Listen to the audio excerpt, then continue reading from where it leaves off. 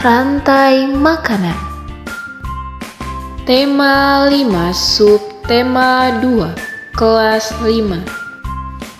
Mari bersama-sama belajar dengan Ranti Ayu Kartika, Pendidikan Guru Sekolah Dasar Universitas Muhammadiyah Kota Bumi.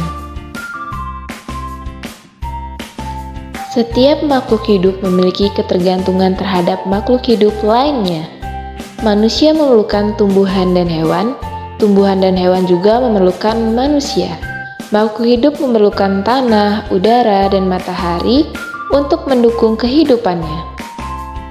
Baiklah sahabat cerdas, pada pembelajaran kali ini kita akan mempelajari hubungan makhluk hidup dalam bentuk rantai makanan. Baiklah, kita bahas sama-sama ya. Jadi, rantai makanan adalah perjalanan memakan dan dimakan dengan urutan tertentu antar makhluk hidup. Mari kita perhatikan contoh rantai makanan berikut ini.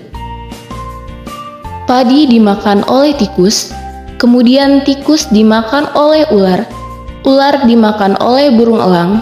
Setelah beberapa waktu burung elang mati, bangkainya membusuk diuraikan oleh makhluk hidup pengurai dan bercampur dengan tanah membentuk humus. Humus sangat dibutuhkan tumbuhan, terutama rumput. Begitulah seterusnya sehingga proses ini berjalan dari waktu ke waktu. Jadi, urutan peristiwa memakan dan dimakan tersebut dapat berjalan seimbang dan lancar jika seluruh komponen tersebut ada. Lalu, bagaimana jika salah satu komponen tersebut tidak ada? Yang akan terjadi apabila salah satu komponen tersebut tidak ada adalah terjadinya ketimpangan dalam urutan memakan dan dimakan pada proses tersebut. Selanjutnya, bagaimana cara rantai makanan dapat terus berjalan? Agar rantai makanan dapat terus berjalan, jumlah produsen harus lebih banyak daripada jumlah konsumen ke satu. Konsumen ke satu lebih banyak daripada konsumen kedua, dan seterusnya. Selain itu, apakah ada komponen yang berperan besar dalam rantai makanan? Penguraian merupakan yang berperan besar dalam rantai makanan.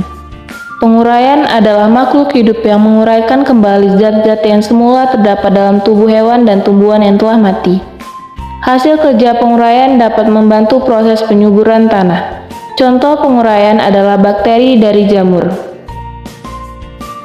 Sahabat cerdas, di dalam rantai makanan terjadi perpindahan energi dari satu makhluk hidup ke makhluk hidup yang lain. Sekarang coba kita perhatikan kembali rantai makanan berikut ini. Tumbuhan sebagai produsen memproduksi makanannya sendiri melalui proses fotosintesis. Jenis makanan yang diproduksi oleh tumbuhan berupa gula. Oleh tumbuhan, makanan disimpan dalam bentuk biji, batang, buah, dan akar.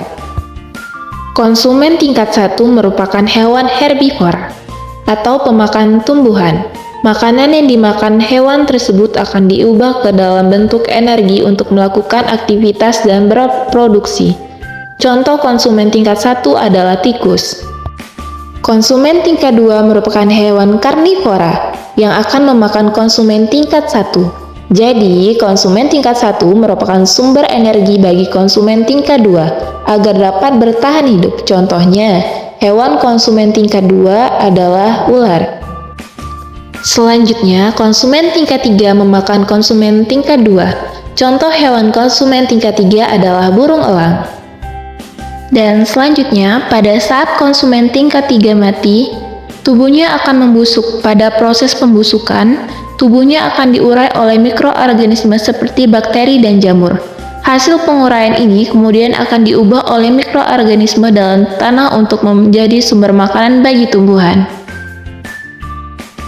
Jadi, kesimpulannya pada pembelajaran kita kali ini, rantai makanan adalah proses yang penting dalam menjaga keseimbangan ekosistem.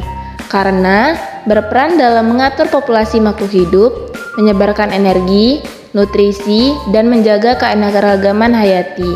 Oleh karena itu, kita penting untuk menjaga rantai makanan agar ekosistem tetap seimbang dan berkelanjutan. Sekian dan terima kasih, sampai jumpa kembali.